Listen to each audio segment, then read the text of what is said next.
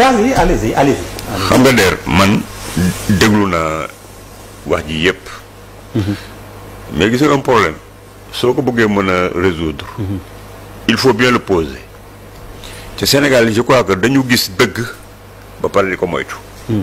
moo tax lii dëgg mooy lenn dañu wax ne Sonko mooy Diomaye mooy Sonko c'est le projet qu'on vous a vendu bi ngeen di dem ci élection présidentielle beneen bi ci dolleeku dafa am réalité bu am mooy Sonko moo nekkoon le chef de file moo jël sacrifice yi moom la ñu tëj moom la ñu dóor moo waroon a nekk le président de la République du Sénégal bu yàlla décidé wul woon leneen beneen bi des ki nekk président de la République tey Sonko moo ko désigné bu désigné woon Amadou Ba ci période boobu Amadou Ba serait aujourd'hui le président de la République du Sénégal parce que loolu la yàlla dogaloon ki mu dénk ngeen dem jël bulletin woteel ko fal ko mais moo toog moo leen wax bu leer nañ ni leen kii bu mu di lorñe kii bi sax fauteuil bii dama bëgg sax moom mu ñëw toog fi wan ko ne li mu yor yéene na ko parce que kii moo ko jox ginnaaw yàlla muy loolu muy problème boo xam ne bii moo indi difficulté yi nga xam ne sax des fois da ngay gis le premier ministre di ko am bu àndee ak Diomaye di dox pour que muy toog di respecter li ñu jàppee Moustapha Diakhaté ci l'ordre protocolaire bi ñuy def Sonko fait d'énormes efforts pour respecter ko parce que Diomaye da daan dox ci gannaawam pendant des années di ko sublimer daan ko yow nañu war a fay tal yàlla jël ko nag léegi Diomaye dem nekk ci benn position boo xam bi institution bi am na lu mu ko jox loolu réalité la beneen bi ci dolleeku il faut que les Sénégalais refusent une chose gis nga il faut prendre au sérieux le parti Pastef gis nga Pastef foofu ñu am nañu projet ñu ngi koy doxal sans avoir peur de pression d'opinion ou de groupe orthodoxe. Ils sont pas sortis de la BOM bureau du BOM bureau organisation et méthode dañu ñëw am seen benn philosophie am seen doctrine di ko doxal nag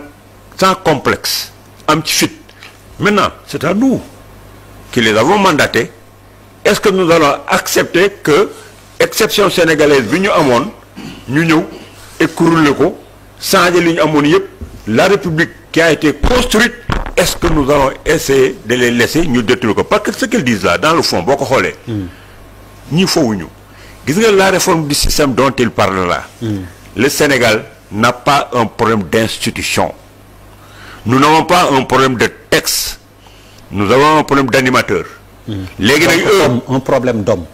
mooy animateur loolu la di wax gis nga nit ñi nekk ci biir système bi di ko doxal moom la ñu amal problème ñoom ils ont traversé benn période boo xam ne bi ils ont enduré ay souffrances ay contradictions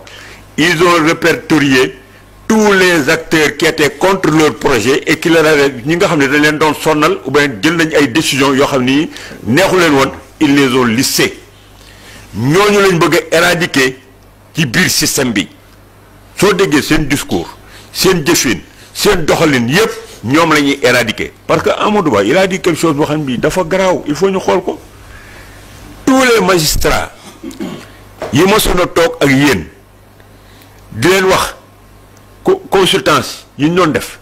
ay consultance xam nga yaa xam ne dañ doon def ay consultance pour xool yan magistrat ñoo waroon a taxaw ñu proposer leen pour que ñu ñëw pour liquider Sonko nga ni consultance am na magistrat yu ñu ci gis tous ces magistrats là yi bokkoon ci affaire boobu ci période boobu fekke woon ko démissionné wuñu nekk ci biir système bi vous devez les dénoncer et les éradiquer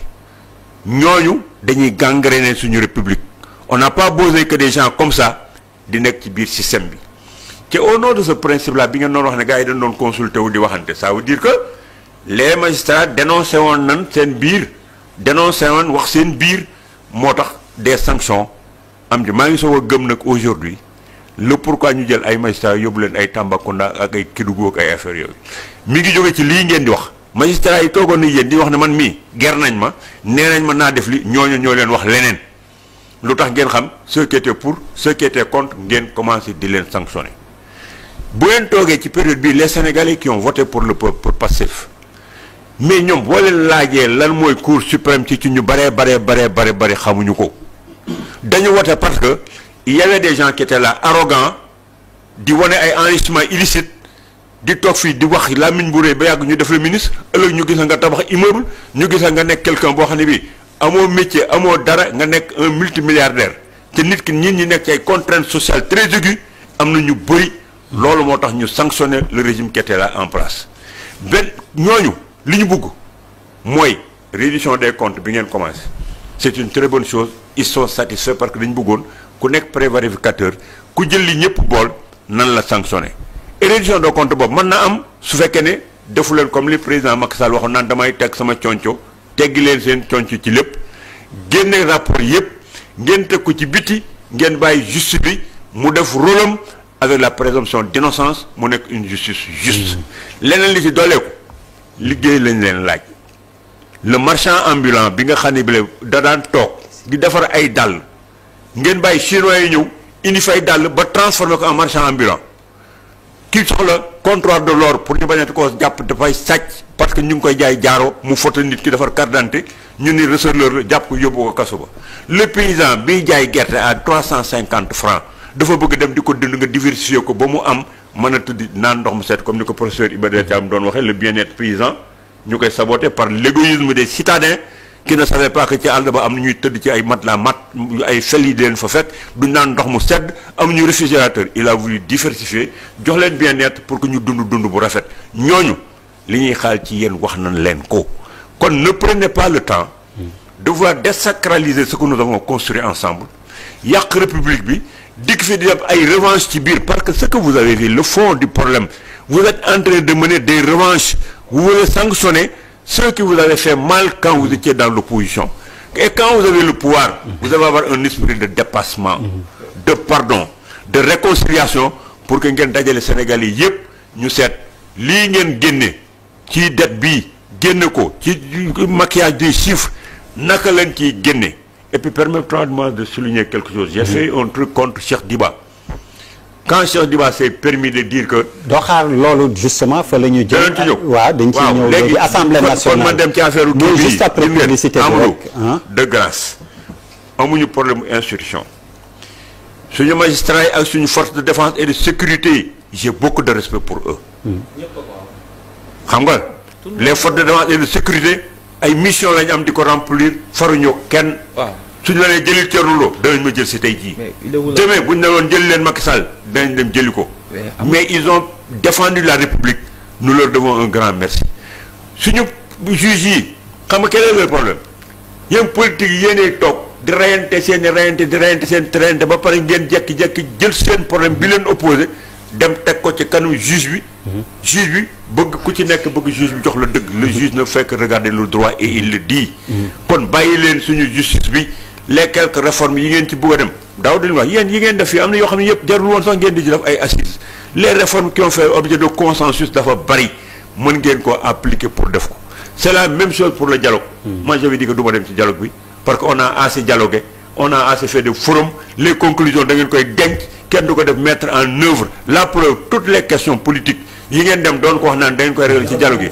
mën ngeen ko régler fii ci kanam le ministre de l'intérieur. dem ci ministère de l'intérieur régler ko foofu jarul woon ngeen di dem président de la république. alors donc bu bëgg s'il te plaît. dama ne terminer waaw. yéen man ba ma waxee ne man dama dem ci dialogue. parce que dama ne woon dañuy def ay dialogue def ay tir ba pare conclusion yi ñu denc ko kenn du ko mettre en œuvre. et qu'on a déjà fait des forums sur la justice sur la réforme de l'administration il y en a marre des forums et des trucs qu'est-ce qui s'est passé bi ngeen joxe jour dialogue bi lu ngeen gis ay gars yu ma gëjoon a gis yëpp laa toog. mais yow rek yaa ko wax de li nga wax nii. mais non ministre dooguma la da xam nga ma dog la. parce que li ngay wax nii. lépp man laaj ñu ngi nii toog waxoon naa leen France. dialogue waxoon nañ ko. non man maa ci gënoon bëri laa. man sama kër laa toog sama kër laa toog xam nga dialogue bi lu ma jëriñ ko mu daal xam nga lu ma jëriñ dialogue bi. gars yu ma gëjoon mais dinaa la jox dinaa leen ñu sol seen ay costume seen ay 3 pièces. mooy xool di wax kii mi ngi dund est-ce que kii mi ngi dund kii ñu dem foofu taxi fa nuyoo fa après ngeen fan ngeen mujjee. autour du ministre de l'intérieur en travaux de commission lu tax mun leen war a dem def ko travaux de commission yi ñu defee affaire après bu ñu ko joxee ñu pare jox président de la République mu appliquer et la vie continue et qu'on se pense sur les questions économiques pour dem ci yoon. mais quand même on joue et on jeu que nous jouons et ça il faut qu'on l'arrête. Il y a une dimension politique tamit ci affaire boo xam ne mënuñu ko bañ xoolal dañuy dem publicité léegi dellu si waat.